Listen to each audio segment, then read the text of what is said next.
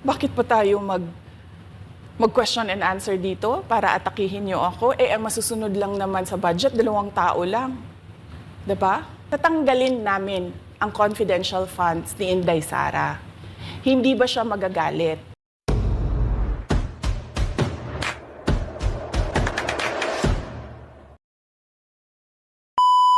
Na sa susunod na taon, ganyan pa rin ang gawin nila at ako yung mananagot sa ginagawa nila. Kaya yan yung sinasabi ko, bakit pa tayo mag-question and answer dito para atakihin niyo ako? Ang masusunod lang naman sa budget, 2 tao lang. Diba? Ang susunod nun na halimbawa ko ay yung budget ng Office of the Vice President. Kung makikita nyo, September 2023, merong lumabas na press release ang Makabayan Bloc. Sabi nila, may meeting kami with Congressman Martin Romualdez. Pinag-uusapan namin ang pagtanggal ng confidential funds. September yon. Pagkatapos nun, nagkwento sa akin ng isang congressman. Sabi niya, lumapit daw sa kanya si Congressman Ko at sinabihan siya na tatanggalin namin ang confidential funds ni Inday Sara. Hindi ba siya magagalit? Ang sagot naman sa kanya nung kaibigan ko na congressman, alam mo, si Inday Sara, walang pakialam sa pera yan. Magtatrabaho yan kahit anong budget. Alam niya yan.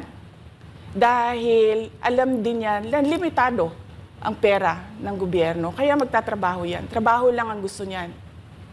Sinabihan siya. Inulit pa niya yung tanong. Tinanong niya yung congressman, sigurado ka ba na hindi magagalit si Inday Sara? Sabi niya, hindi.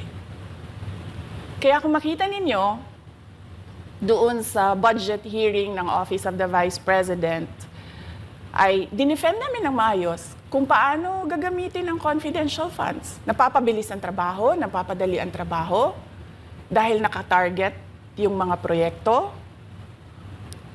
Pero pagkatapos nung plenary namin sa House, ay kaagad na lumabas, di ba? Walang 2 oras lumabas ang statement ni Congressman Zaldico. Ano sabi niya?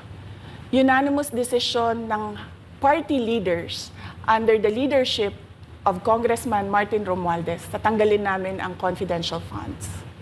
At para hindi halata na inaatake nila ako, tinanggalan din nila yung mga iba pang mga departments ng kanilang confidential funds. So nakikita nyo, bumulong ang Makabayan Bloc kay Martin Romualdez.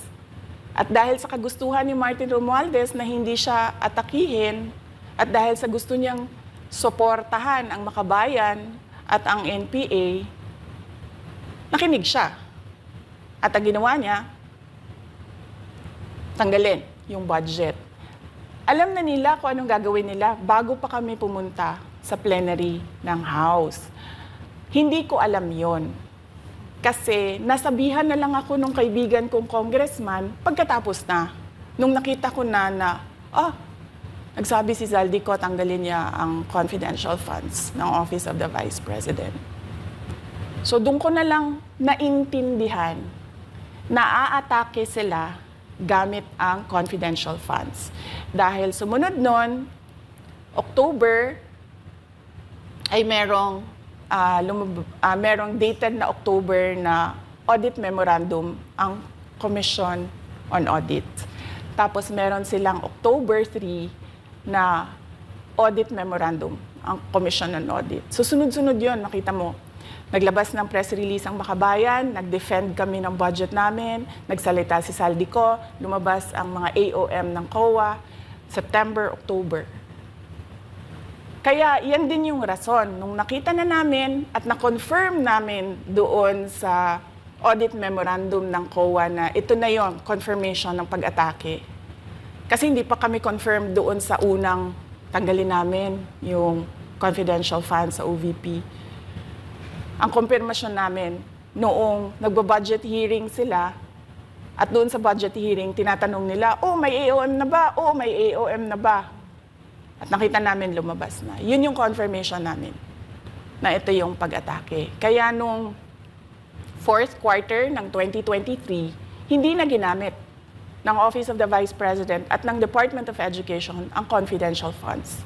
Kasi sabi ko sa kanila, kahit gaanong tamang gamit natin dyan, gagawan nila ng mali yan. Bubutasin nila yan at aatakihin tayo gamit ang confidential funds.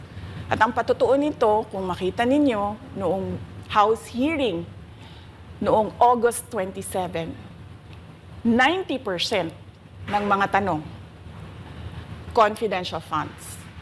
Kahit na 2024 at 2025, wala ng confidential funds ang Office of the Vice President.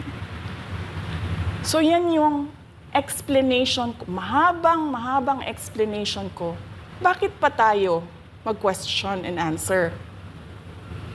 Para atakihin ninyo ako? Tapos, alam naman nating lahat.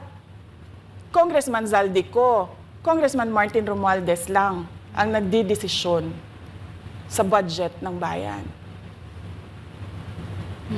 Madam Vice President, it seems na there's this great plan against you talaga to destroy you.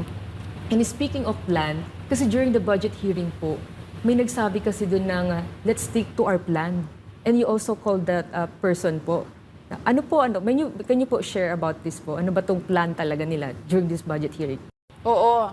Doon sa budget hearing na nangyari noong August 27, nakita nyo na, meron na silang nakahandang PowerPoint presentation, meron na silang nakahandang audiovisual presentation, meron na silang nakahanda na script na binabasa. At yung isa pa nga na congresswoman na sabi niya, wala akong panahon. Basta mahaba ito. Hindi ko mabasa letter per letter. Pero kung makita mo, may nakahanda siya na mga sagot sa mga sinabi namin sa Commission on Audit. Legal points na sinabi namin sa Commission on Audit. Bakit napakadelikado ng ginagawa na kinukuha ang mga dokumento ng hindi tapos at hindi final na audit. So kung makita mo, ganun yun, nakahanda sila. Makikita natin na let's stick to our plan, atakihin natin ito siya.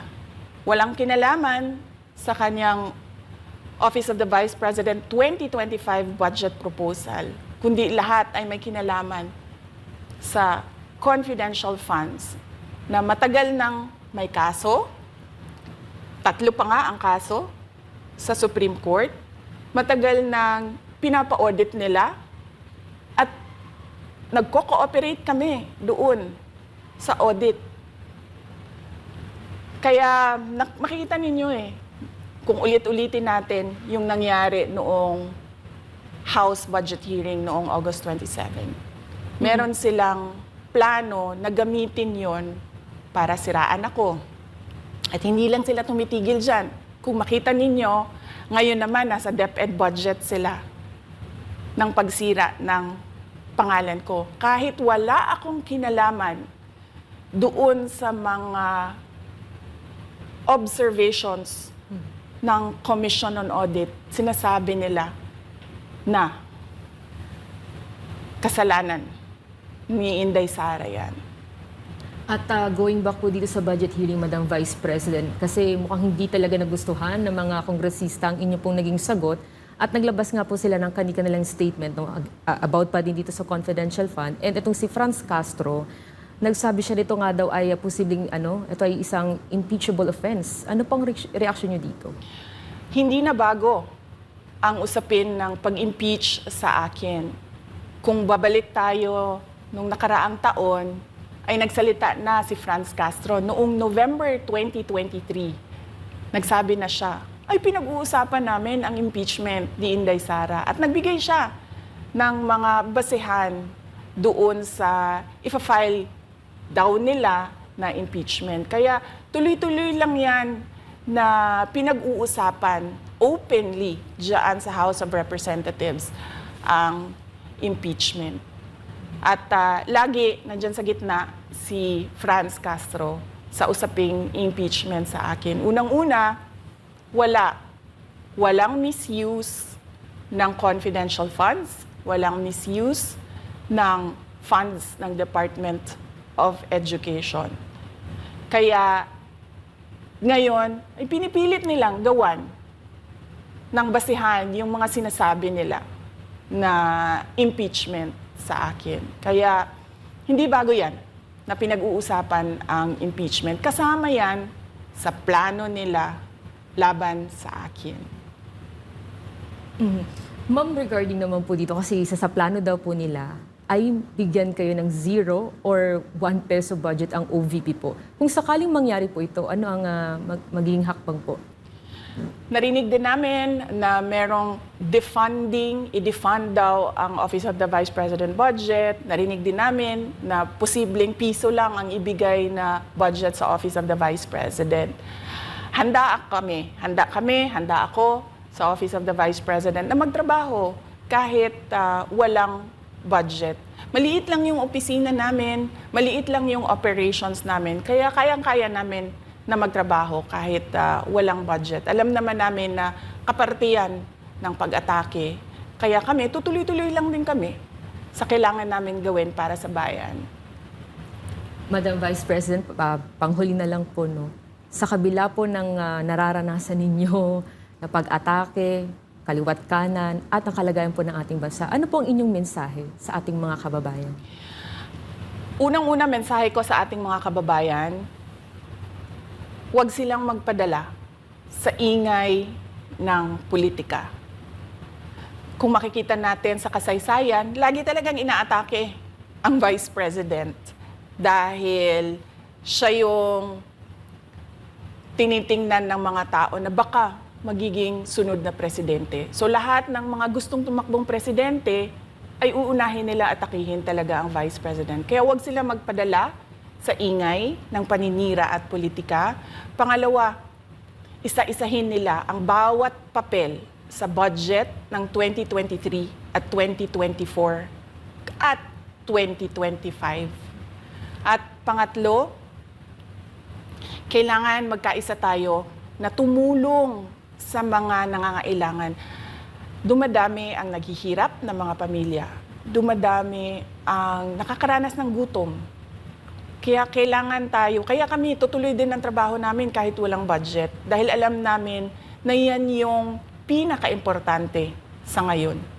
Na matulungan yung mga kababayan natin na naghihirap at walang makain. Yan yung totoong problema ng bayan natin. Once again, ma'am, maraming salamat po sa pagkakataong pinagkaloob niyo po sa amin at nabigyang linaw po ang mga isyong ngayon na headlines po sa iba't ibang media. Maraming salamat po ni Madam Vice President. Thank you very much. Shukran.